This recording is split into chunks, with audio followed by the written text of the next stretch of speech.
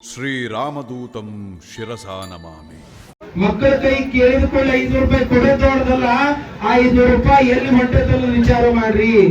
ಯಾರಿಗೆ ಕಷ್ಟ ದೂರ ಆಗ್ಬೇಕಾಗೈತಿ, ಯಾರಿಗೆ ಪಾಪ ದೂರ ಆಗ್ಬೇಕಾಗೈತಿ, ಯಾರಿಗೆ ಪುಣ್ಯವು ದೊರಕಬೇಕಾಗೈತಿ, ಯಾರಿಗೆ ಶರಣು ಅಂದ್ರೆ ಮರಣ ದೂರ ಆಗುತ್ತಲ್ಲ, ಅದನ್ನ ನೀವು ಬಾಯಾಗಿ ಹೇಳಿದ್ರಿ ಅಂದ್ರೆ ಕಷ್ಟಗಳು ದೂರ ಆಗ್ತವೆ.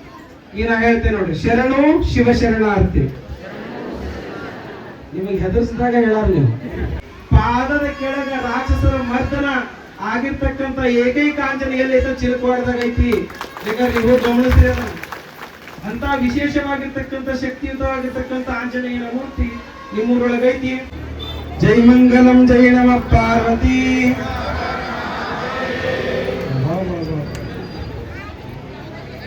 ಶ್ರೀ ಜಗದ್ಗುರು पंचाचार्य महाराज की, बसवेश्वर महाराज की, आदिशक्ति माता की, श्री आंजनेय महाराज की, सुमणकंतोर महाराज की. ಎಲ್ಲದಕ್ಕೂ ಜೈ. ಒಟ್ಟು ಬಿಡ್ರಿ ನಮ್ಮನಲ್ಲಿ 3 ವರ್ಷ ಕನ್ನಡ ಶಾಲೆಗೆ ಅನ್ನಕತ್ತೀರಿ. ಯಾಕಂದ್ರೆ ಅದೇನೈತಿ, ಪೈಲೆ ಪೇಟೋಬ ಬಾದ್ ಮೇ ಊಟೋಬ ಬಂದಿರಿ ಅಲ್ಲ. ಇರ್ಲಿ. ಧಾರವಾಡ ಜಿಲ್ಲೆ ನವಲಗುಂದ ತಾಲೂಕಿನ ಚಿಲಕವಾಡ ಗ್ರಾಮದಲ್ಲಿ ನೂತನವಾಗಿ ನಿರ್ಮಿಸಿದ ಶ್ರೀ ಮಾರುತಿ ದೇವಸ್ಥಾನದ ಉದ್ಘಾಟನಾ ಸಮಾರಂಭ, ಜಾತ್ರಾ ಮಹೋತ್ಸವ ಹಾಗೂ ಮಾರುತಿ ದೇವರ ಮೂರ್ತಿ ಪ್ರತಿಷ್ಠಾಪನಾ ಮತ್ತು ಕಳಸಾರೋಹಣ ಕಾರ್ಯಕ್ರಮದ ಕೇಂದ್ರ ಬಿಂದುಗಳಾಗಿರುವ, ಅಧ್ಯಕ್ಷತೆಯನ್ನು ವಹಿಸಿಕೊಂಡಿರುವ ಜನಪ್ರಿಯ ಶಾಸಕರಾದ ಶ್ರೀಮಾನ್ಯ NH ಕೋನರೆಡ್ಡಿ ಶಾಸಕರಿಗೆ ಶರಣಾರ್ಥಿಗಳನ್ನು ತಿಳಿಸ್ತಾ, ವೇದಿಕೆ ಮೇಲೆ ಉಪಸ್ಥಿತರಿರುವ KS ಅಧಿಕಾರಿಗಳಾಗಿ ನಿರ್ದೇಶಕರು KPTCL ಬೆಂಗಳೂರು ರಮೇಶ್ ಪಾಂಡಪ್ಪ ಕೋನರೆಡ್ಡಿ ಅವರಿಗೂ ಕೂಡ ಶರಣಾರ್ಥಿಗಳನ್ನು ಸಲ್ಲಿಸಿ, ವೇದಿಕೆ ಮೇಲೆ ಉಪಸ್ಥಿತರು ಅವರಿವರನ್ನದ ಎಲ್ಲ ಗುರು ಹಿರಿಯರಿಗೆ, ಈ ಕಮಿಟಿಯ ಪದಾಧಿಕಾರಿಗಳಿಗೆ, ಅಧ್ಯಕ್ಷರಿಗೆ, ತಾಯಂದಿರಿಗೆ, ಮುದ್ದು ಮಕ್ಕಳಿಗೆ ಎನ್ನ ಶರಣು ಶಿವಶರಣಾರ್ಥಿ. ಶರಣು ಶರಣಾರ್ಥಿ ಅಂದಾಗ ಸಂಸ್ಕಾರ ಎಷ್ಟು ಕೊರತೆ ಐತೆ ಅಂತ ತಿಳ್ಕಾಣ್ತೈತಿ. ಶರಣು ಶರಣಾರ್ಥಿ ಅಂದಾಗ ಏನ್ ಹೇಳ್ಬೇಕು ನೀವು? ಶರಣು ಶರಣಾರ್ಥಿ ಅಂತ ಹೇಳಬೇಕು. ಯಾಕಂದ್ರ ಈ ಮಾತು ಹೇಳ್ತೇನೆ ಅಂದ್ರ, ಬಸವಣ್ಣನ ಕಾಲದೊಳಗ ಶರಣು ಶರಣಾರ್ಥಿಗೆ ದೊಡ್ಡ ಕ್ರಾಂತಿಯಾಗಿ ಹೋಗೈತಿ. ಅದು ದೊಡ್ಡ ಇತಿಹಾಸ ಆಗೈತಿ. ಯಾರಿಗೆ ಕಷ್ಟ ದೂರ ಆಗ್ಬೇಕಾಗೈತಿ, ಯಾರಿಗೆ ಪಾಪ ದೂರ ಆಗ್ಬೇಕಾಗೈತಿ, ಯಾರಿಗೆ ಪುಣ್ಯವು ದೊರಕಬೇಕಾಗೈತಿ, ಯಾರಿಗೆ ಶರಣು ಅಂದ್ರೆ ಮರಣ ದೂರ ಆಗುತ್ತಲ್ಲ, ಅದನ್ನ ನೀವು ಬಾಯಾಗಿ ಹೇಳಿದ್ರಿ ಅಂದ್ರೆ ಕಷ್ಟಗಳು ದೂರ ಆಗ್ತವೆ. ಈಗ ನಾ ಹೇಳ್ತೇನೆ ನೋಡ್ರಿ, ಶರಣು ಶಿವಶರಣಾರ್ಥಿ. ನಿಮಗೆ ಹೆದರ್ಸಿದಾಗ ಹೇಳಾರ ನೀವು. ಯಾಕಂದ್ರೆ ಕಷ್ಟ ದೂರ ಆಗತ್ತ, ಪಾಪ ದೂರ ಆಗತ್ತ ಅಂದೇವ್ ನಾನು. ಅದಕ್ಕೆ ಎಲ್ಲಾ ದೇವರು ನೀವು ಗಮನಿಸಿರೇನು? ದೇವಿ ಕೈಯಾಗ ಖಡ್ಗ, ಚಕ್ರ, ತ್ರಿಶೂಲ ಕೊಟ್ಟಾರ, ಹನುಮಂತನ ಕೈಯಾಗ ಗದಾ ಕೊಟ್ಟಾರ, ಶಿವನ ಕೊಳ್ಳಾಗ ಹಾವಿಟ್ಟಾರ. ಎದಕ್ಕ ನೀವು ಅಂಜಿಲ್ಲ ಅಂತ, ಇದಕ್ಕಂತ ದೇವ್ರನ್ನ ಅಂಜಿಸಬೇಕಿ ನೀವು. ಅದಕ್ಕೆ ಈಗ ನಾನು ಶರಣ ಶರಣಾರ್ಥಿ ಒಳ್ಳೆ ಕೇಳಿದ್ರೆ ನೀವು, ಪಾಪ ದೂರ ಆಗಲಿ, ಕರ್ಮ ದೂರ ಆಗಲಿ, ಪುಣ್ಯ ಬರ್ಲಿ, ಸಿರಿ ಸಂಪತ್ತು ಬರ್ಲಿ ಅಂದ್ಕೊಳ್ಳಿ ಶರಣ ಶರಣಾರ್ಥಿ ಅಂತೀರಿ. ಅಂದ್ರ ಇಲ್ಲಿ ತಿಳ್ಕೊಬೇಕಾಗಿದ್ದು ಏನು ಅಂದ್ರ, ಯಾರೇ ಆಗ್ಲಿ, ಶರಣರಾಗ್ಲಿ, ಮಹಾತ್ಮರಾಗ್ಲಿ, ಒಬ್ಬ ಯಾವುದೇ ಸಾಮಾನ್ಯ ವ್ಯಕ್ತಿ ನಿಮಗ ಶರಣು ಶರಣಾರ್ಥಿ ಅಂತ ಹೇಳಿದಾಗ ಮರಳಿ ಶರಣು ಶರಣಾರ್ಥಿ ಅಂತ ಹೇಳೋದು ಸಂಸ್ಕಾರ. ಈ ಸುಂದರವಾಗಿರ್ತಕ್ಕಂಥ ಕಟ್ಟಡ, ಈ ಊರು ಎಷ್ಟು ಚಂದದ ಅಂದ್ರ, ಎಷ್ಟು ಭಕ್ತಿ ಪ್ರಧಾನವಾಗಿರ್ತಕ್ಕಂಥ ಊರು ಅದು ಇದು ಅಂದ್ರ, ಈ ದೇವಸ್ಥಾನಕ್ಕೆ ಮಾದರಿಯಾಗಿ. ಈ ದೇವಸ್ಥಾನಕ್ಕೆ ಯಾರ್ಯಾರು ಈಗ ಒಳ್ಳೆಕಿಲ್ಲಿ ಪ್ರಾಸ್ತಾವಿಕವಾಗಿ ನಾವು ವಕೀಲ್ ಸಾಹೇಬ್ರು ಹೇಳುವಾಗ ನಾವು ಕೇಳ್ತಾ ಇದ್ವಿ, ನಿನ್ನೆ ದಿನ ಕಾರ್ಯಕ್ರಮ ಬರಬೇಕಾಗಿತ್ತು, ಬೇರೆ ಕಾರ್ಯಕ್ರಮ ಇರೋದ್ರಿಂದ ನಾವು ಬಂದಿದ್ದಿಲ್ಲ. ಈ ಪ್ರಾಸ್ತಾವಿಕದೊಳಗೆ ಕೇಳಿದ್ವಲ್ಲ, ನಮ್ಮ ಬೊಮ್ಮಾಯಿ ಸಾಹೇಬರ ಸರ್ಕಾರದಾಗಿದ್ದಾಗ ನಮ್ಮ ಈ ಊರಿನ ಮಗನಾದ ರಮೇಶ್ ಕೋನರೆಡ್ಡಿ ಅವರು 80 ಲಕ್ಷ ರೂಪಾಯಿ ಅನುದಾನವನ್ನು ಮಂಜೂರು ಮಾಡಿಸಿದಾದ್ಮೇಲೆ ನಿಮ್ಗೆ ಹೇಳ್ಯಾರ ಅವರು. ಆದ್ರೆ ಕಾಲಾಂತರದಿಂದ 40 ಲಕ್ಷ ಬಂತು, ಇರ್ಲಿ. ಆದ್ರೆ ನಮ್ಮೂರೊಳಗ ಒಂದಿಂತ ಕಾರ್ಯಕ್ರಮ ಆಗಬೇಕು, ಕಟ್ಟಡ ಸುಸಜ್ಜಿತವಾಗಿ ಆಗಬೇಕು ಅಂತ ಹೇಳಿ ನಮ್ಮ ಪಾಂಡವ ಸೌಕರ್ಯ ಮಗ ರಮೇಶ್ ಕೋನರೆಡ್ಡಿ ಅವರು ಏನು ಊರ ಮೇಲೆ ಪ್ರೇಮ ಇಟ್ಟಾರಲ್ಲ, ಅವ್ರಿಗೊಂದು ಕೈ ಇಟ್ಟಾರ, ಜೋರಾದ ಚಪ್ಪಾಳೆ ಅಂತ. ಆಮೇಲೆ ಇನ್ನೋರ್ವ ಮಗನಾಗಿರುವ ಸತತವಾಗಿ 2-3 ಟರ್ಮ್ ಈ ತಾಲೂಕಿನ ಸೇವೆಯನ್ನ ಕೈದು ನಮ್ಮೂರು ಇದಕ್ಕ ಏನೋ ಒಂದು ಒಳ್ಳೇದು ಮಾಡಕತ್ತಾರ ಅಂತ ಹೇಳಿದ್ರ ಚಕ್ಕಡಿ ಹರಿಕಾರರಾಗಿ ಕೃಷಿ ಹರಿಕಾರರಾಗಿ ಸಾಕಷ್ಟು ವಿದ್ಯಾರ್ಥಿಗಳಿಗೆ ಸಾಕಷ್ಟು ಏನು ಅವರಿಗೆ ಜೀವನ ಕಲಿಕೆಗಳಿಗೆ ಬೇಕಾಗಿರ್ತಕ್ಕಂಥ ಶಿಕ್ಷಣವನ್ನು ಒದಗಿಸಿ ರೈತರಿಗೆ, ಬಡವರಿಗೆ, ಬಡ ಮಕ್ಕಳಿಗೆ ಸಾಕಷ್ಟು ದಾನ ಧರ್ಮಾದಿಗಳನ್ನ ಸರ್ಕಾರದಿಂದ ಬರುವಂತ ಅನುದಾನಗಳನ್ನ ಕೊಡಿಸಿ ನಮ್ಮೂರೊಳಗೆ ಒಂದು ಒಳ್ಳೆ ಕಾರ್ಯ ಮಾಡಾಕತ್ತಾರ ಅಂತಂದ್ರ ನಾನು ಕೂಡ ನನ್ನ ಊರ ಮೇಲೆ ಪ್ರೇಮ ಅದೇನಂತೇಳಿ 35 ಲಕ್ಷ ಅಷ್ಟೇ ಅಲ್ಲ, ಮತ್ 25 ಲಕ್ಷ 60 ಲಕ್ಷ ಅನುದಾನವನ್ನು ಕೊಟ್ಟಾರಲ್ಲ ನಿಮ್ಮ ಮಾನ್ಯ ಶಾಸಕರು, ಅವ್ರಿಗೂ ಒಂದು ಜೋರಾದ ಚಪ್ಪಾಳೆಯನ್ನು ತಟ್ಟಬೇಕು. ಇಲ್ಲಿ ನಾನು ಪದೇ ಪದೇ ಎಲ್ಲಾ ವೇದಿಕೆ ಹೋದಾಗ ಯಾವ್ದೇ ಪಕ್ಷ ಇರ್ಲಿ, ಯಾವ್ದೇ ಜಾತಿ ಕಾರ್ಯಕ್ರಮ ಇರ್ಲಿ, ನಾವೊಂದು ಮಾತನ್ನ ಹೇಳ್ತಾ ಇರ್ತೀವಿ. ಏನಂತ ಹೇಳಿದ್ರ, ಇಲ್ಲಿ ಜಾತಿ ಮುಖ್ಯ ಬರೋದಿಲ್ಲ, ಇಲ್ಲಿ ಪಕ್ಷ ಮುಖ್ಯ ಬರೋಲ್ಲ, ಇಲ್ಲಿ ವ್ಯಕ್ತಿ ಮತ್ತು ವ್ಯಕ್ತಿತ್ವ ಮುಖ್ಯ ಬರ್ತೈತಿ ಅಂತ ಹೇಳ್ತಾ ಇರ್ತೀವಿ. ಯಾಕಂದ್ರ ಮಾಡಿದವರಿಗೆ ಮಾಡೇವಿ ಅಂತೇಳಿ ನಾವು ಹೇಳಬೇಕು, ಮಾಡಿದವ್ರು ಮಾಡ್ಯಾರ ಅಂತ ಹೇಳ್ಬೇಕು, ಅದೇ ಧರ್ಮ. ಅದಕ್ಕಾಗಿ ಇವತ್ತಿನ ದಿನ ಇವೆರಡು ನಿಮ್ಮ ಊರಿನ ಮಕ್ಕಳೇ, ನಮ್ಮ ಊರು ಚಂದ ಆಗತ್ತಂತ ಹೇಳಿ ಇಂಥ ಒಂದು ಅನುದಾನಗಳನ್ನು ತರಿಸಿ ಇಂಥ ಒಂದು ಏನು ಶ್ರಮವನ್ನ ಪಟ್ಟಿದಾರಲ್ಲ, ಅವರಿಗೆ ಆ ಆಂಜನೇಯ ಸುಖ ಶಾಂತಿ ನೆಮ್ಮದಿಯನ್ನು ಕರುಣಿಸಲಿ. ಇನ್ನು ನೀವು 45 ಲಕ್ಷ ಪಟ್ಟಿಯನ್ನು ಕೊಟ್ಟು ನಮ್ಮ ಊರಿನ ಒಂದು ಕಟ್ಟಡ ಭವ್ಯವಾಗಕ್ಕೆ ನೀವು ಕಾರಣದಿರಿ. ನಿಮಗೆ ನೀವ ಕೈ ಎತ್ತಿ ಜೋರಾದ ಚಪ್ಪಾಳೆಯನ್ನು ನೀವ ತಗೋಬೇಕು. ಯಾಕೆ ಈ ಮಾತನ್ನು ಹೇಳ್ತೇನೆ ಅಂದ್ರೆ, ಎಲ್ಲರೂ ಕೂಡಿದಾಗ ಸರ್ಕಾರ, ಭಕ್ತ, ಭಕ್ತಿ ಕೂಡಿದಾಗ ಇಂಥ ಕಾರ್ಯಗಳು ಆಗಾಕ ಬಹಳ ವಿಜೃಂಭಣೆಯಿಂದ ಸಾಗಾಕ ಸಾಕ್ಷಿ ಆಗ್ತಾವು. ಇವತ್ತು ನಮ್ಮ ಕಣ್ಣಿಗೆ ಕಾಣ್ತಾ ಇತ್ತು. ಆಮೇಲೆ ಇಲ್ಲಿ ಒಂದು ನೀವು ಗಮನಿಸಬಹುದು, ಒಳ್ಳೆಕ ನಾವು ಅಲ್ಲಿ ಮ್ಯಾಲೆ ಏನಿಟ್ವಿ, ಕಳಸ ಇಟ್ವಿ. ನೀವು ಒಳಗೆ ಹೋಗೋ ಮುಂದೆ ಗೊತ್ತಾಗತ್ತ, ನೆಲಕ್ಕೆ ಒಂದು ಏನಿಟ್ಟಾರಲ್ಲಿ, ಏನಿಟ್ಟಾರ, ಕಳಸ ಆಯ್ತು, ಆಮೆ ಆಯ್ತು. ಪುರಾತನವಾಗಿರ್ತಕ್ಕಂಥ ಆಂಜನೇಯನ ಮೂರ್ತಿ ಒಳಗೆ ವಿರಾಜಮಾನವಾಗೈತಿ, ಬಹಳ ಶಕ್ತಿ ಇರ್ತದ್ರಾಗ. ನಾವು ಆಗಲೇ ಅರ್ಚಕರಿಗೆ ಹೇಳ್ತಾ ಇದ್ವಿ, ಒಳಗ ಪ್ರಾಣ ಪ್ರತಿಷ್ಠಾಪನೆಯನ್ನು ಮಾಡುವಾಗ ಈ ಆಂಜನೇಯ ಏನೈತಲ್ಲ ಪುರಾತನ ಮತ್ತು ವಿಶೇಷ ಐತ್ರಿ ಅಂದೆ ನಾನು. ಯಾಕ್ರಿ ಅಪ್ಪಗಳು ಯಾಕೆ ಹಿಂಗ ಹೇಳಕತ್ತೀರಿ ಅಂದಾಗ, ಎಲ್ಲಾ ಆಂಜನೇಯನ ಮೂರ್ತಿ ಪಾದದ ಕೆಳಗ ಯಾವ ರಾಕ್ಷಸರ ಮದನ ಆಗಿಲ್ಲ. ನೀವು ಬೇಕಾದ್ರೆ ನೀವು ನೋಡಿರೋ ಬಿಟ್ಟಿರೋ ಗೊತ್ತಿಲ್ಲ, ನಾನು ಗಮನಿಸಿ ಬಂದೇನಿ, ಹೋಗಿ ನೀವು ಗಮನಿಸ್ರಿ. ಪಾದದ ಕೆಳಗ ರಾಕ್ಷಸರ ಮರ್ದನ ಆಗಿರ್ತಕ್ಕಂಥ ಏಕೈಕ ಆಂಜನೇಯ ಎಲ್ಲೈತ ಚಿಲಕವಾಡದಾಗ ಐತಿ. ಬೇಕಾದ್ರೆ ನೀವು ಗಮನಿಸ್ರಿ. ಅಂತ ವಿಶೇಷವಾಗಿರ್ತಕ್ಕಂಥ ಶಕ್ತಿಯುತವಾಗಿರ್ತಕ್ಕಂಥ ಆಂಜನೇಯನ ಮೂರ್ತಿ ನಿಮ್ಮೂರೊಳಗೈತಿ. ಅದಕ್ಕೆ ವಜ್ರ ಲೇಪನ ಅಂತ ಮಾಡ್ತಾರೆ ಶಾಸಕರು, ಅಥವಾ ತಂತಿ ಇಡಿಸುದಂತ ಮಾಡ್ತಾರೆ. ಮುಂಬರುವ ನೀವೆಲ್ಲ ಊರಿನವ್ರು ಸೇರಿ ಮುಂಬರುವ ಒಂದು ಏನು ಈ ಆಂಜನೇಯನ ಜಯಂತಿ ಬರ್ತೈತಲ್ಲ, ಹನುಮ ಜಯಂತಿ ಬರ್ತೈತಲ್ಲ, ಅದ್ರೊಳಗ ಅದಕ್ಕೊಂದು ತಂತಿ ಇಡಿಸುದು ಮಾಡಿಬಿಟ್ರಿ ಅಂತ ಹೇಳಿದ್ರೆ ಪೂರ್ಣ ಪ್ರಮಾಣದ ಶಕ್ತಿ ಆ ಮೂರ್ತಿಗೆ ಇನ್ನೂ ಹೆಚ್ಚು ಆಗ್ತೈತಿ ಅನ್ನಕ ನಾ ಹೇಳಕ್ ಇಷ್ಟಪಡ್ತೀನಿ. ಮುಂದೆ ಆ ಮೂರ್ತಿಗೆ ಶಯನಾದಿವಾಸ, ಧಾನ್ಯಾದಿವಾಸ, ಜಲಾದಿವಾಸ ಮತ್ತು ಆಮೆ ಮತ್ತು ಕಳಸ ಯಾಕ ಅನ್ನೋ ಪ್ರಶ್ನೆ ಇವೆಲ್ಲ ಕಾಡ್ತಿರ್ಬೇಕು ನಿಮಗೆ. ಎಲ್ಲಾ ಹಿರಿಯರು ಮಾಡ್ಕೊಂಡು ಬಂದಾರಂತೆ ಪದ್ಧತಿ ಮಾಡೋದಲ್ಲ, ಹಿರಿಯರು ಮಾಡಿರುವಂತ ಪದ್ಧತಿಗಳಿಗೆ ಎಲ್ಲದಕ್ಕೂ ಒಂದೊಂದು ಕಾರಣ ಅದಾವ. ಈಗ ಹೆಂಗದೇವಂದ್ರ, ಯಾಕೆ ಇದನ್ನ ಮಾಡ್ತೀವಿ ಅಂತೇಳಿ ನಮ್ಮ ಹಿರಿಯರು ಮಾಡ್ಯಾರಿ ಅದಕ್ಕೆ ನಾವು ಮಾಡಿ, ಇನ್ನೊಬ್ರು ಕೇಳಿದ್ರೆ ಅವ್ರ ಹಿರಿಯರು ಮಾಡ್ಯಾರಿ ನಾವು ಮಾಡಿ. ವಿಧಿ ಹೇಳೋದಲ್ಲ, ತಿಳ್ಕೋಬೇಕು. ಎದಕ್ಕೆ ಈಗಿನ ದಿನಮಾನದೊಳಗೆ ಟೆಲಿವಿಷನ್ ಬಂದು, ಫೋನ್ ಬಂದು ಎಲ್ಲಾ ಮನುಷ್ಯನ ಮನಸ್ಸನ್ನ ಹಾಳು ಮಾಡಿ ವಿಕೃತಗೊಳಿಸ್ಬಿಟ್ಟಿದೆ. ಸಂಸ್ಕಾರ ಇಲ್ಲ, ಸಂಸ್ಕೃತಿ ಇಲ್ಲ. ಎದಕ್ಕೆ ಇವುಗಳನ್ನ ಕಳಸ ಇಡ್ತಾರ, ಎದಕ್ಕೆ ಮೂರ್ತಿಯನ್ನ ಜಲಾದಿವಾಸ, ಧಾನ್ಯಾದಿವಾಸ, ಶಯನಾದಿವಾಸವನ್ನಾಗಿ ಮಾಡ್ತಾರ, ಎದಕ್ಕೆ ಆಮೆಯನ್ನ ಅಲ್ಲಿ ಇಟ್ಟು, ಎಲ್ಲದಕ್ಕೂ ಒಂದೊಂದು ಕಾರಣಗಳಿದಾವು. ಕಳಸವನ್ನ ಮ್ಯಾಗ ಯಾಕೆ ಇಡಬೇಕು, ಎಲ್ಲದಕ್ಕೂ ಒಂದೊಂದು ಕಾರಣಗಳಿದಾವು. ಆ ಕಾರಣಗಳನ್ನ ತಿಳ್ಕೋಬೇಕು. ಪದ್ಧತಿ ಅಂತ ಹೇಳಿದ್ಕೊಳ್ಳಿ, ಹಿರಿಯರು ಹೇಳಿದ ಪದ್ಧತಿ ಅಲ್ಲ. ಒಬ್ಬಕ್ಕೆ ಸೊಸಿ ಏನ್ ಮಾಡಿದ್ಲು ಅಂದ್ರ, ಆಗ ಮದುವೆಯಾಗಿ ಬಂದಿದ್ಲು, ಒಂದ್ 7-8 ವರ್ಷ ಆಗಿತ್ತು, 1-2-3 ಮಕ್ಕಳು ಮೊಮ್ಮಕ್ಕಳು ಆಗಿದ್ವು. ಅತ್ತೆಯನ್ನ ಹಾಕಿದ್ಲು. ಅತ್ತಿಗೆ ಈ ಹಳೆ ಮುದುಕಿಯರಿಗೆ ಒಂದ್ ಚಟ ಇರ್ತೈತಿ, ಎಲ್ಲಡಿಕೆ ಹಾಕಿದ ಮ್ಯಾಗ ಎಲ್ಲ ಕಟ್ಟಿ ಹಾಕೋ ಚಟ ಇರ್ತೈತಿ. ಅಲ್ಲ ಅಕ್ಕಿ ಏನ್ ಮಾಡ್ತಿದ್ಲು, ತೆಂಗಿನ ಗರಿ ಕಟ್ಟಿನ ಮುರಿದು ಒಂದಿಷ್ಟು ಮಾಡಿ ಇಡ್ತಿದ್ಲು. ಆ ಮೊಮ್ಮಕ್ಳು ಏನ್ ಮಾಡ್ತಿದ್ವು, ಆಟ ಆಡಕ್ ಅವ್ನು ತಗೊಂಡು ಹೋಗ್ಬಿಡ್ತಿದ್ಲು. ಈಗ ಹಲ್ಲದ ಕಡ್ಡಿ ಹಾಕಕ್ ಬಂದಾಗ ಸಿಗತ್ತಿದ್ದಿಲ್ಲ ಅವು ಕಡ್ಡಿ. ಈಗ ಸಿಟ್ಟು ಬಂದು ನಾನು ಏನ್ ಮಾಡಿದ್ದಂದ್ರ, ಗಣೇಶ ಚತುರ್ಥಿ ದಿನ ಇತ್ತದು, ಗಣೇಶನ್ ಇಡ್ತಿದ್ರು ಅವ್ರ ಮನೆಯಾಗ. ಗಣೇಶನ ಇಟ್ಟಾಗ ಆಕಿ ಮೊಮ್ಮಕ್ಕಳನ್ನ ಕರೆದು ನೋಡು, ಗಣಪತಿ ಹಬ್ಬದಾಗ ಇಂತ ಹಿಂಗ ಕಟ್ಟಿಗೆ ಸಣ್ಣ ಮಾಡಿ ನಾವು ಗೂಣೆಗೆ ಇಡ್ತೇವಿ, ಇವನ್ ಏನ್ರ ತಗೊಂಡು ನೀವು ಆಟ ಆಡಿದ್ರೆ ಗಣಪತಿ ನಿಮ್ಮನ್ನ ಮುಗಕ್ ಹೋಯ್ತಾನ ಅಂತ ಸುಳ್ಳು ಹೇಳಿಲ್ಲ. ಆಕಿ ಅದಕ್ಕ ಕಟ್ಟಿ ಅಕ್ಕಿ ಹಾಳಾಕವಲ್ಲ ಅಂತ ಆಕಿ ಸುಳ್ಳು ಹೇಳಿಲ್ಲ. ಇದು ಏನೋ ಗೊತ್ತಿಲ್ಲತಕ್ಕಂಥ ಸೊಸಿ ಅದಾಳಲ್ಲ, ಆಕಿ ತೆಲಗಿ ಅಂತ ತಿಳ್ಕೊಂಡ್ಲು. ಓಹೋ, ಗಣಪತಿ ಹಬ್ಬದಾಗ ಕಟ್ಟಿಗೆ ಮಾಡಿ ಗೂಣ್ಯಾಗ ಇಡ್ಬೇಕಂತ ಆಕಿ ತಿಳ್ಕೊಂಡು ಏನ್ ಮಾಡಿದ್ರು ಗೊತ್ತನ, ಆಕಿ ಒಂದು 10-12 ವರ್ಷ ಅದನ್ನ ಗತ್ತಿ ತೀರಿ ಹೋದ್ರು. ಗಣಪತಿ ಗೂಣು ಬಾಡ್ದು ಮಾಡಿಸಿ ಕಟ್ಟಿಗೆ ಹೊರಗಿಡಕತ್ತಂತಕ್ಕೆ ಒಳಗ. ಇಂಥವು ಹಿರಿಯರು ಮಾಡ್ಯಾರ ಅಂತ ಹೇಳಿ ನೀವು ಮಾಡೋದಲ್ಲ, ತಿಳಿದು ಮಾಡಬೇಕು. ಆಮೆಯನ್ನ ಎದಕ್ಕೆ ಇಟ್ಟಾರ ಅನ್ನೋದು ಹೇಳ. ಆಮೆಗೆ ಮುಖ ಎಷ್ಟೈತಿ ಹೇಳ್ರಿ, ನೀವು ಉತ್ತರ ನೀವೇ ಕೊಡ್ಬೇಕು. ಇದಕ್ಕೆ ಮುಖ ಎಷ್ಟೈತಿ ಆಮೆಗೆ? ಒಂದು ಬಾಲ, ಒಂದು ಕಾಲು, ಅಷ್ಟು ಕೂಡಿದ್ರ 6.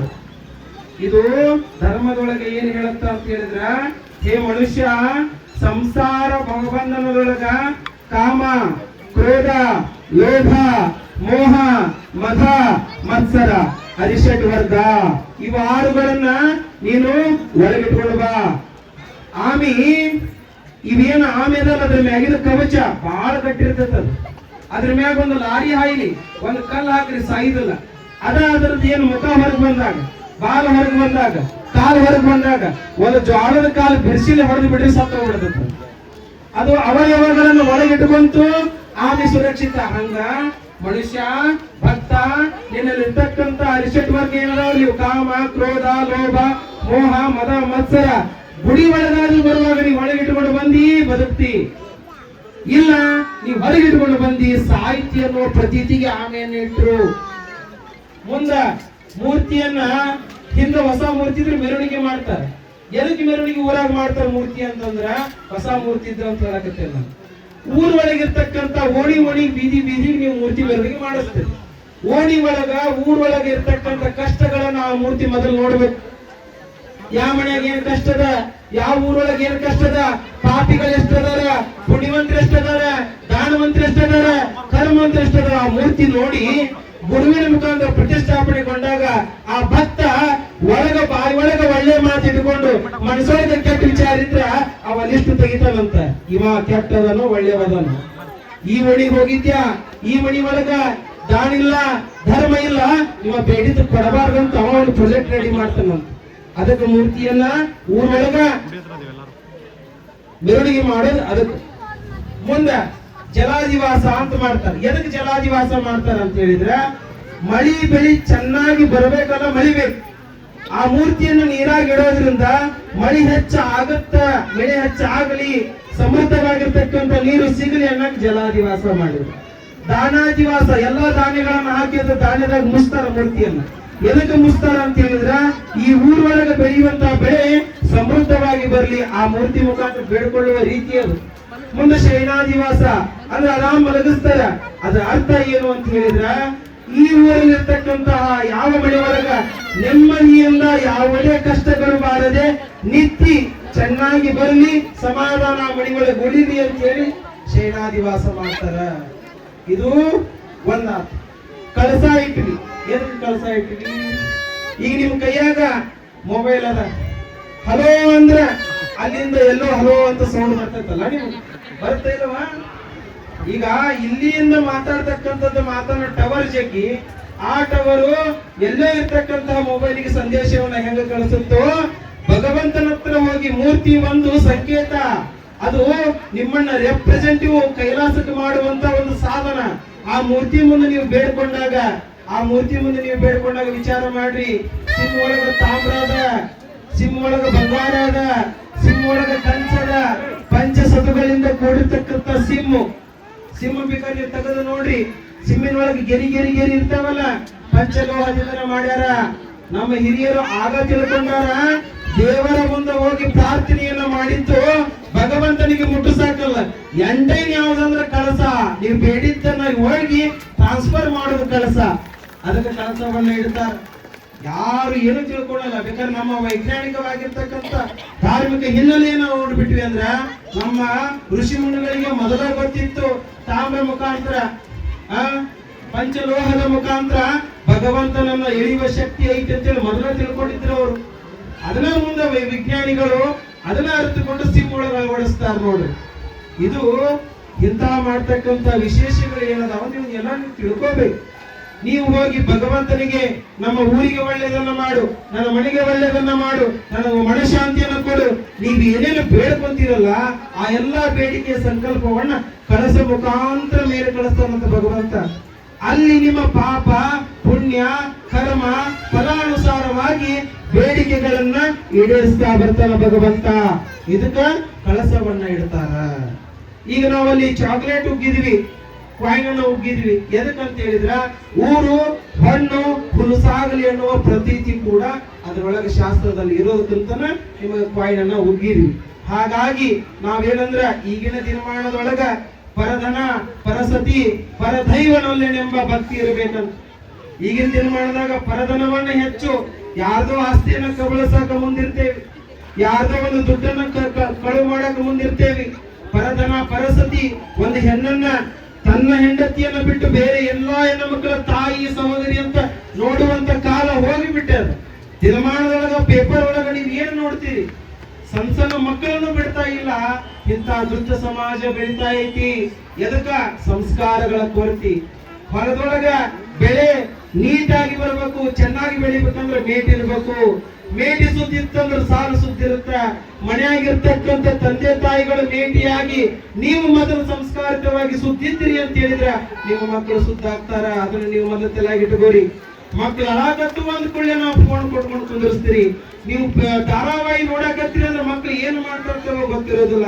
ಇದು ನಗೋದಲ್ಲವ ಮುಂದಿನ ದಿನಮಾನದೊಳಗ ಎಂತ ಕಷ್ಟದ ಪರಿಸ್ಥಿತಿಯನ್ನು ಅನುಭವಿಸ್ತೀರಿ. ಈಗ ನೀವು ನೋಡ್ತೀರಿ, ಮೊದಲೆಲ್ಲ ಹೆಂಗಿತ್ತು? 50ಕ್ಕ 60ಕ್ಕ ಅರಳು, 70ಕ್ಕ ಮರಳು, 80ಕ್ಕ ಬಾಗು, 90ಕ್ಕ ತೂಗು, 100ಕ್ಕ ಸಾಗು ಮೊದಲ. ಈಗಿನ ದಿನಮಾನ ನೋಡ್ರಿ, 50ಕ್ಕ BP, 40ಕ್ಕ BP, 50ಕ್ಕ ಶುಗರ್, 60ಕ್ಕ ಡಮಾರ್. ಈಗಿನ ದಿನಮಾನ ಎಲ್ಲಿಗೆ ಬಂದೈತಿ? ಅಷ್ಟ ಆಗ್ಲಿ ಪೇಪರ್ ನಾವು ಹಿಡಿದಾಕ್ಷಣ ಹಿಂದಿನ ದಿನಮಾನದೊಳಗೆ ನಾವು ಓದುವೊಳಗೆ ಏನಿತ್ತು ಅಂದ್ರ ನಿಧನ ವಾರ್ತೆ ಅಂದ್ರೆ 80 ವರ್ಷ 90 ವರ್ಷ 100 ವರ್ಷ ಅಂತ ನೋಡ್ತಾ ಇದ್ವಿ. ಈಗಿವಾಗ 28 25 30 ವರ್ಷ. ಎದಕ್ಕ? ಯುವಕರು ಸಾಯಕತ್ತಾರ, ಯುವತಿಯರು ಸಾಯಕತ್ತಾರ. ಎದಕ್ಕ? ದುಶ್ಚಟಗಳಿಗೆ. ಎದಕ್ಕೆ ಇವೆಲ್ಲ ಆಗಾಕತ್ತಾವ ಅಂತ ಹೇಳಿದ್ರ ಆಗಲೇ ಹೇಳಿದ್ರು, ಮದ್ಯವನ್ನ ಬಿಡ್ರಿ, ವ್ಯಸನ ಮುಕ್ತರಾಗ್ರಿ. ಎದಕ್ಕೆ? ಹಿರಿಯರ ಅನುಭವದ ಮಾತನ್ನ ಹೇಳಿದ್ರಿ ಇವರು. ಅದು ಮಾರಕವಾಗ್ತಾ ಇದೆ. ಅದನ್ನು ನಿಮ್ಮ ಮಕ್ಕಳ ಗಮನಿಸ್ರಿ. ಮಕ್ಕಳ ಕೈ ಕೇಳಿದುಕೊಳ್ಳಿ 500 ರೂಪಾಯಿ ಕೊಡೋದಲ್ಲ, ಆ 500 ರೂಪಾಯಿ ಎಲ್ಲಿ ಹೊಂಟೈತಲ್ಲ ವಿಚಾರ ಮಾಡ್ರಿ. ಹಾಸ್ಟೆಲ್ ಆಗಿಟ್ಟು ಬರೋದಲ್ಲ, ನಿಮ್ಮ ಮಕ್ಕಳು ಹಾಸ್ಟೆಲ್ ನಾಗ ಏನ್ ಮಾಡಕತ್ತಾರ ಅಂತ ವಿಚಾರ ಮಾಡ್ರಿ. ನಿಮ್ಮ ಮಕ್ಕಳನ್ನ ದೊಡ್ಡ ದೊಡ್ಡ ಕಾಲೇಜುಗಳಿಗೆ ಸೇರ್ಸೋದಲ್ಲ, ನಿಮ್ಮ ಮಕ್ಕಳ ಕಾಲೇಜ್ ಒಳಗೆ ಅದಾರ ಇಲ್ಲ ಅನ್ನೋದನ್ನ ವಿಚಾರ ಮಾಡ್ರಿ. ಯಾಕೆ ಈ ಮಾತು ಹೇಳಾಕತ್ತೀನಿ ಅಂತ ಹೇಳಿದ್ರ ಯುವ ಪೀಳಿಗೆ ಬಹಳ ದಾರಿ ತಪ್ಪಾಕತ್ತೈತಿ. ಯುವ ಪೀಳಿಗೆ ಹಿಂಗ ಹೋದ್ರ ಮುಂದಿನತಕ್ಕಂಥ ಧಾರ್ಮಿಕ ಕಾರ್ಯಕ್ರಮಗಳು ಯಾವ ನಡೆಯೋದಿಲ್ಲ. ಈಗಿನ ಹೆಣ್ಣು ಮಕ್ಕಳಿಗೆ, ಈಗಿನ ಏನು ಯುವತಿಯರದಾರಲ್ಲ 18ರಿಂದ 30 ವಯಸ್ಸಿನವರಿಗೆ ದೇವರ ಪೂಜೆ ಅಂದ್ರೆ ಏನು ಗೊತ್ತಿಲ್ಲ, ಕಾಲುಂಗ್ರ ಎದಕ್ ಹಾಕ್ತಾರ ಅಂತ ಗೊತ್ತಿಲ್ಲ, ಕುಂಕುಮ ಎದಕ್ ಹಚ್ತಾರ ಅಂತ ಗೊತ್ತಿಲ್ಲ, ಕರಿಮಣಿನ ಯಾಕ ತಾಳಿ ಯಾಕೆ ಮಾಡಿದ್ರು ಗೊತ್ತಿಲ್ಲ. ಮಾಡರ್ನ್ ಯುಗ ಎಷ್ಟು ಬದಲಾಗತ್ತೀರಿ. ಕುಂಕುಮ ಹೋಯ್ತು, ತಿಕ್ಕಳಿ ಬಂತು. ವಿಚಾರ ಮಾಡ್ರಿ. ಕುಂಕುಮ ಹಚ್ಚೋದ್ರಿಂದ ಆಗ್ನೇಯ ಚಕ್ರ ಜಾಗೃತಗೊಳ್ಳಾಕ ಕುಂಕುಮ ಹಚ್ಕೊಂತಿದ್ರು. ನಿಮಗೆ ಚಂದಕ್ಕಲ್ಲ, ಮುತ್ತೈದತನ ತೋರಿಸ್ತಾನೂ ಇತ್ತು, ಧರ್ಮವಾದ ಸಂಕೇತವನ್ನು ತೋರಿಸ್ತಾನೂ ಇತ್ತು. ಆಗ್ನೇಯ ಚಕ್ರ ಅಂತ ನಮ್ಮಲ್ಲಿ ಇಲ್ಲದ. ಈ ಆಗ್ನೇಯ ಸಪ್ತ ಚಕ್ರಗಳದಾವ ನಮ್ಮ ದೇಹದಾಗ. ಈ ಸಪ್ತ ಚಕ್ರಗಳನ್ನ ಆಗ್ನೇಯ ಚಕ್ರ ಕಂಟ್ರೋಲ್ ಮಾಡ್ತಾ ಇರ್ತೈತಿ. ನಿಮ್ಮ ಬುದ್ಧಿಯನ್ನ ಕಂಟ್ರೋಲ್ ಮಾಡ್ತಾ ಇರ್ತೈತಿ. ಗಂಧ ಕುಂಕುಮವನ್ನು ಎದಕ್ಕೆ ಹಚ್ಕೊಂತಿದ್ರು ಅಂತ ಹೇಳಿದ್ರ ನಿಮ್ಮ ಬುದ್ಧಿ ಸ್ಥಿರವಾಗಲಿ. ಕಾಲುಂಗ್ರ ಉಡ್ತಿರಲ್ಲವ ನೀವು, ಎದಕ್ಕೆ ಹಾಕೊಂಡ್ರಿ ಕಾಲುಂಗ್ರ? ಹೇಳ್ರಿ ಹೇಳ್ರಿ. ಕಾಲುಂಗ್ರ ಎದಕ್ಕ? ಮೂಗಣತ್ ಎದಕ್ಕ? ಕಿವ್ಯಾಗಿನ ಓಲೆ ಎದಕ್ಕ? ಕಿವ್ಯಾಗಿನ ಓಲೆ ಎದಕ್ ಹಾಕ್ತಾರ? ಒಂದೊಂದು ಹೇಳ್ತೀನಿ ಕೇಳ್ರಿ. ಕಿವ್ಯಾಗಿನ ಓಲೆಯನ್ನು ಎದಕ್ ಹಾಕ್ತಾರ ಅಂತ ಹೇಳಿದ್ರ ಪಿಟ್ಯೂಟರಿ ಗ್ರಂಥ ಅಂತ ನಮ್ಮ ಹಿಂದೆ ಹಿಮ್ಮೆದುಳಿಗೆ ಇರ್ತೈತಿ. ಪಿಟ್ಯೂಟರಿ ಅಂತೇಳಿ ಏನಂದ್ರ ಮೊಬೈಲ್ ಒಳಗ ನಾವು ಆಂಟಿ ವೈರಸ್ ವಾಶ್ ಮಾಡೋದು ಏನಂತೇಳಿ ಅಂತೇವಲ್ಲ, ವೈರಸ್ ಆದ್ರ ವಾಶ್ ಮಾಡುತ್ತೆ ಆಂಟಿ ವೈರಸ್ ಅಂತೀವಲ್ಲ, ಇಲ್ಲಿ ಪಿಟ್ಯೂಟರಿ ಅಂತೇಳಿ ಗ್ರಂಥ ಇರ್ತೈತಿ. ಆ ಗ್ರಂಥ ಒಂದು ಲಿಕ್ವಿಡ್ ರೆಡ್ಯೂಸ್ ಮಾಡ್ತೈತಂತ. ಆ ಲಿಕ್ವಿಡ್ ರೆಡ್ಯೂಸ್ ಆದಾಗ ನಮ್ಮ ಬ್ರೈನ್ ವಾಶ್ ಆಗತ್ತಂತ. ಅದು ವಾಶ್ ಆಗ್ಬೇಕಾಗಿತ್ತು ಅಂದ್ರ ಕಿವಿಗೆ ಮುರು ಚುಚ್ಚಲೇಬೇಕು, ಕಿವಿ ಒಳಗ ಬೆಂಡಾಲಿಗಳನ್ನ ಹಾಕಲೇಬೇಕು. ಈಗ ಇಟೀಟ ಬಂದವು ನಮ್ಮ ಅವುಗಳು ತಾಯಿಗಳು ನೋಡವ ಯಾವ ಹಾಕೊಂಡ ಇವ ಬೆಂಡಾಲಿ ಎಷ್ಟು ಆ ಪ್ರಮಾಣ ಅದಾವುದು. ಅಷ್ಟ ಪ್ರಮಾಣ ಕಿವಿಗೆ ಜ್ಯೋತಿ ಬಿದ್ದಾಗ ಮಾತ್ರ ಇಲ್ಲಿ ಆ ಗ್ರಂಥಿ ಉತ್ಪತ್ತಿ ಆಗತ್ತ. ಎಲ್ಲದಕ್ಕೂ ಕಾರಣಗಳದಾವ. ಮೂಗನತ್ತನ್ನ ಎದಕ್ಕೆ ಚುಸ್ತಾರ ಅಂತ ಹೇಳಿದ್ರ ಗರ್ಭ ಜಾಗೃತಗೊಳ್ಳಲಿ ಅಂತ ಚುಸ್ತಾರ. ಕಾಲುಂಗ್ರ ಎದಕ್ಕೆ ಹಾಕ್ತಾರ ಅಂತ ಹೇಳಿದ್ರ ಈಗ ನಮಗ ನೋಡ್ರಿ ಇಲ್ಲೆಲ್ಲ ಆವ್ಗೆ ಅಂತ ಇವು 2 ಬಳ್ಳಾಗ ನಾವು ಇಡೀ ದೇಹವನ್ನ ಕಂಟ್ರೋಲ್ ಮಾಡ್ಬೇಕು. ನಿಮಗ ನಮ್ದು ಕಟ್ಟಾಗೋದಂದ್ರೆ ಮದುವೆ ಆದಂಗ ನಾವು ಕಣ್ಣೇ ಮಠ ಗಂಡ, ನಿಮಗ ಮದುವೆ ಆದ್ರೆ ನೀವು ಕಣ್ಣೇ ನಿಮ್ ಗಂಡ, ಹಿಂಗಿರ್ತೈತಿ. ನಾವು ಕಣ್ಣೇ ಇದ್ದಂಗ ಯಾಕೆ ಈ ಮಾತು ಹೇಳ್ತೀನಿ ಅಂದ್ರೆ ನೋಡ್ರಿ, ಇವೆರಡು ಬರೆ ಏನದಾವಲ್ಲ, ಇದು ಅಂಗುಷ್ಟ ಏನದಲ್ಲ, ಇದನ್ನ ಹಾಕೋದ್ರಿಂದ ಏನು ನಮ್ಮ ಸಂತಾನ ಕುಲಕ್ಕೆ ಏನು ಬೇಕಲ್ಲ, ಶುಕ್ರ ನಾಡಿ ನಮ್ದು ಸ್ಥಗಿತಗೊಳ್ಳಲಿ ಅಂತೇಳಿ ಇದನ್ನ ಹಾಕ್ತಾರ. ನಿಮಗೆ ಯಾಕೆ ಕಾಲುಂಗುರ ಹಾಕ್ತಾರ ಅಂತ ಹೇಳಿದ್ರ, ಒಂದು ಹೆಣ್ಣು ಕಣ್ಣೆ ಇದ್ದಾಗ ಯಾಕೆ ಹಾಕ್ಲಿಲ್ಲ ಕಾಲುಂಗುರ, ಮದುವೆ ಆದ್ಮೇಲೆ ಯಾಕೆ ಕಾಲುಂಗುರ ಹಾಕಿದ್ರು, ಎಲ್ಲದಕ್ಕೂ ವೈಜ್ಞಾನಿಕವಾಗಿರ್ತಕ್ಕಂಥ ಕಾರಣ ಐತಿ. ಯಾಕಂತ ಹೇಳಿದ್ರ, ಮದುವೆ ಆಗಿರ್ತಕ್ಕಂಥ ಹೆಣ್ಣು ಓಡಾಡುವಾಗ, ಗರ್ಭ ಧರಿಸಿದ ಮೇಲೆ ಓಡಾಡುವಾಗ, ಅವಳ ತಾಯ್ತನ ಬಂದ ಮೇಲೆ ಹಿಂಗೇನಾದ್ರೂ ಓಡಾಡುವಾಗ ಈ ಎರಡನೇ ಬೆರಳು ಐತಲ್ಲ, ಎರಡನೇ ಬೆಳ್ಳಿಗೆ ಹಾಕ್ತಾರಲ್ಲ ಕಾಲುಂಗುರ, ಆ ಎರಡನೇ ಬೆಳ್ಳು ಹಿಂಗ ದಡಕನ ಮಡಿಚಿ ಏನಾದ್ರೂ ಮುರಿತು ಅಂದ್ರ, ಅದಕ್ಕೆ ಪೆಟ್ಟು ಬಿತ್ತು ಅಂತ ಹೇಳಿದ್ರ ಏನಾಗುತ್ತೆ, ಗಂಜತನ ಬರುತ್ತೆ. ಈ ಬೆಳ್ಳಿನ ನರಕ್ಕೂ ಗರ್ಭಕ್ಕೂ ಬಹಳ ಕನೆಕ್ಷನ್ ಇರ್ತೈತೆ, ಅದು ಶುಕ್ರ ನಾಡಿ ಅಂತ ಕರಿತೀವಿ ಅದಕ್ಕೆ ನಾವು. ಆ ಶುಕ್ರ ನಾಡಿ ಗರ್ಭಕ್ಕ ಟಚ್ ಇರೋದ್ರಿಂದ ಆ ಏನು ನೀವು ಕಾಲುಂಗುರ ಹಾಕ್ತಿರಲ್ಲ, ಬೇಕಾದ್ರೆ ಬಳ ಮಡಚ್ರಿ, ಕಾಲುಂಗುರ ಹಾಕಿದ್ರೆ ಬಳ ಮಡಚುತ್ತಲ್ಲ, ಅದು ಮಡಚಲ್ಲ, ಪ್ರೊಟೆಕ್ಟ್ ಆಗಲಿ ಆ ಬೆರಳಿಗೆ ಅಂತೇಳಿ ಕಾಲುಂಗುರವನ್ನ ಇಟ್ರು. ಇದು ಪ್ರತಿಯೊಂದು ಮಾಡಿದ್ರು ನಮ್ಮ ಹಿರಿಯರು ಏನ್ ಮಾಡ್ಯಾರ, ನಮ್ಮ ಋಷಿ ಮುನಿಗಳು ಏನ್ ಮಾಡ್ಯಾರ ಅಂತ ಹೇಳಿದ್ರೆ ಒಳ್ಳೇದನ್ನ ಮಾಡ್ಯಾರ. ಭಕ್ತಿ ಅನ್ನೋದು ಬಹಳ ದೂರ ಆಗತೈತಿ. ವೈರಾಗ್ಯದಲ್ಲಿ ನೀವೇನು ಕೇಳಕತ್ತೀರಲ್ಲ, ಹೌದಲ್ಲ, ನಾವೇನ್ ಹೊತ್ಕೊಂಡು ಹೋಗ್ತೀವಿ, ಏನ್ ತಗೊಂಡ್ ಹೋಗ್ತೀವಿ, ಇಷ್ಟೆಲ್ಲ ಶೂನ್ಯದಲ್ಲ ಅಂತ ಅನಿಸ್ತೈತಿ. ಪುರಾಣ ವೈರಾಗ್ಯ, ಪ್ರಸೂತಿ ವೈರಾಗ್ಯ, ಆಮೇಲೆ ಸ್ಮಶಾನ ವೈರಾಗ್ಯ, ಇವು 3 ವೈರಾಗ್ಯಗಳು ಮನುಷ್ಯನಲ್ಲಿ ಬಹಳ ಕಾಡ್ತಾವ. ಪುರಾಣ ವೈರಾಗ್ಯ ಅಂದ್ರೆ ಇದು ನಾ ಹೇಳಕತ್ತೀನಿ, ಹೌದಲ್ಲ, ಏನು ನಶ್ವರ ಐತೆ ಅಂತ ಅನ್ಕೊಳಕತ್ತೀರಿ, ಒಂದೀಟು ದಾಟಿ ಹೋದ್ರಿ ಅಂತ ಹೇಳಿದ್ರ ಮತ್ತೆ ಅದರಾಗ ಅದ ಹಾಡು, ಇದು ಪುರಾಣ ವೈರಾಗ್ಯ.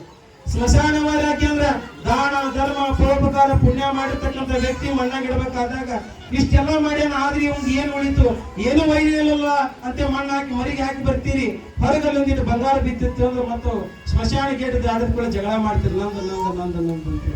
ಇದು ಸ್ಮಶಾನ ವೈರಾಗ್ಯ. ಪ್ರಸೂತಿ ವೈರಾಗ್ಯ ಅಂದ್ರ ಒಂದು ತಾಯಿ ತನ್ನ ಕುಲವನ್ನು ಬೆಳೆಯಲಿಕ್ಕೆ ಮಗುವಿಗೆ ಜನ್ಮವನ್ನು ಕೊಡುವಾಗ ತನ್ನ ಜೀವ ಪುನರ್ಜನ್ಮವನ್ನು ಪಡ್ತಾಳಂತಕಿ. ಒಂದು ಮಗುವಿಗೆ ಜನ್ಮ ಕೊಡ್ಬೇಕಾದಾಗ ತನ್ನ ಜನ್ಮವನ್ನು ತೇದು ಆ ಜನ್ಮವನ್ನು ಕೊಡ್ಬೇಕಾದಾಗ ಅಷ್ಟು ತ್ರಾಸ ಆಗತ್ತಂತ. ಅವಾಗ ತಾಯಿ ಅಂತಾಳಂತ, ಹೇ ಭಗವಂತ, ಈ ಒಂದು ಮಗು ಸಾಕಪ್ಪ, ನನಗ ಅಷ್ಟು ಪ್ರಸೂತಿ ನನಗ ನೋವಾಗತ್ತೈತಿ ಅಂತ ಹೇಳ್ತಾಳ. ಮುಂದ 5 ದಶಿ ಆಗಿ ಮುಂದಕ್ಕೆ ಬಾಣಂತನ ಮುಗಿದ ಮ್ಯಾಗ ಮತ್ತೆ 2ನೇ ಮಗುವಿಗೆ ರೆಡಿ ಆಗಿರುತ್ತೆ. ಇದು ಪ್ರಸೂತಿ ವೈರಾಗ್ಯ. ಇಂಥ ವೈರಾಗ್ಯಗಳು ನಮ್ಗೆ ಆಗಬಾರದು. ನಿಶ್ಚಲವಾಗಿರ್ತಕ್ಕಂಥ ವೈರಾಗ್ಯ ಆಗಲೇಬೇಕು. ಒಬ್ಬಕ್ಕೆ ಮುದುಕಿ ಪುರಾಣದಾಗ ಕೇಳಿದಂತ, ಮಣ್ಣು ಹೆಣ್ಣು ಮಣ್ಣನ್ನ ಯಾರು ಒಯ್ಯಕ್ಕಾಗಿಲ್ಲ, 3 ಅಂತಸ್ತಿನ ಮನೆ ಕಟ್ಟಿದ್ರೇನು, ಇಲ್ಲೇ ಬಿಟ್ಟು ಹೋಗ್ಬೇಕು, 100 ಆಸ್ತಿ ಎಕರೆ ಗಳಿಸಿದ್ರೇನು, ಇಲ್ಲೇ ಬಿಟ್ಟು ಹೋಗ್ಬೇಕು, ಬಂಗಾರ ವಜ್ರ ಬೆಳ್ಳುರೆ ಗಳಿಸಿದ್ರೇನು, ಇಲ್ಲೇ ಬಿಟ್ಟು ಹೋಗ್ಬೇಕು, ಗಂಡ ಹೆಂಡತಿ ಮಕ್ಕಳು ಮೊಮ್ಮಕ್ಕಳು ಇದ್ರೇನು, ಇಲ್ಲೇ ಬಿಟ್ಟು ಹೋಗ್ಬೇಕು, ಊರು ನಿಂದೆ ಆದ್ರೇನು, ಇಲ್ಲೇ ಬಿಟ್ಟು ಹೋಗ್ಬೇಕು, ಎಲ್ಲ ನಶ್ವರದ, ಏನು ಶಾಶ್ವತ ಇಲ್ಲ ಅಂತ ಒಬ್ಬ ಮುದುಕಿ ಪುರಾಣದಾಗ ಕೇಳಿ ವೈರಾಗ್ಯ ಬಂದು ಬಿಡುತ್ತೆ.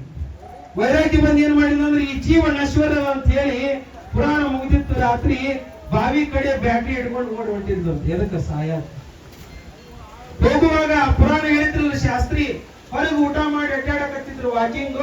ಆ ಮುದುಕಿನ ನೋಡಿದ್ರ, ಯವ್ವ ಎದಕ್ ಹೊಂಟಿ ಅಂದ್ರ, ಯಪ್ಪ ಇಷ್ಟು ವೈರಾಗ್ಯ ಐತೆ ಅಂತ ನನಗೆ ಗೊತ್ತೇ ಇಲ್ಲ, ನೀ ಹೇಳಿಬಿಟ್ಟಿ ಮತ್ತ ಬಾವಿಗೆ ಬಿದ್ದು ಸಾಯಕ್ ಹೊಂಟೇನಿ ಅಂದಂತ. ಏನು ನಶ್ವರ ಅಂದ್ಮೇಲೆ ನಾ ಸತ್ತು ಬಿಡ್ತೇನೆ ಅಂದಂತ. ಅಂದಾಗ ಅಲ್ವಾ ಮತ್ ಈ ಬ್ಯಾಟ್ರಿ ಎದಕ್ಕಂತ ಕೇಳಿದ, ಕತ್ಲೈದೆಪ್ಪ ಹಾವು ಕಡದ್ರ ಅಂದ.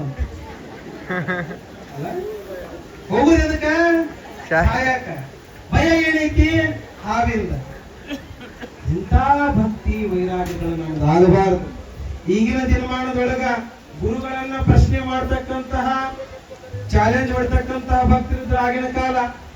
ಈಗಿನ ಕಾಲದಾಗ ಏನೂ ಉಳಿದಿಲ್ಲ, ಬರೇ ಮಠ ಮ್ಯಾಗ ಕೇಸ್ ಹಾಕೋದು, ಆ ಗುಡಿ ಮ್ಯಾಗ ಕೇಸ್ ಹಾಕೋದು, ಇದ ನಡೆದವ. ಈಗ ಆಸ್ತಿ ಇತ್ತು ಆ ಮಠಕ್ಕೆ ಅಂತ ಹೇಳಿದ್ರೆ ಮತ್ ಮುಗದ ಹೋಗ್ತದ. ಬರೀ ಜಗಳ ಜಾಪತ್ರಿ ಸ್ವಾರ್ಥಗಳನ್ನ ಬಯಸಾಕತ್ತೀವಿ ವಿನಃ ಧರ್ಮದ ಹಾದಿಯನ್ನ ಯಾರು ಹಿಡಿಯಾಕತ್ತಿಲ್ಲ.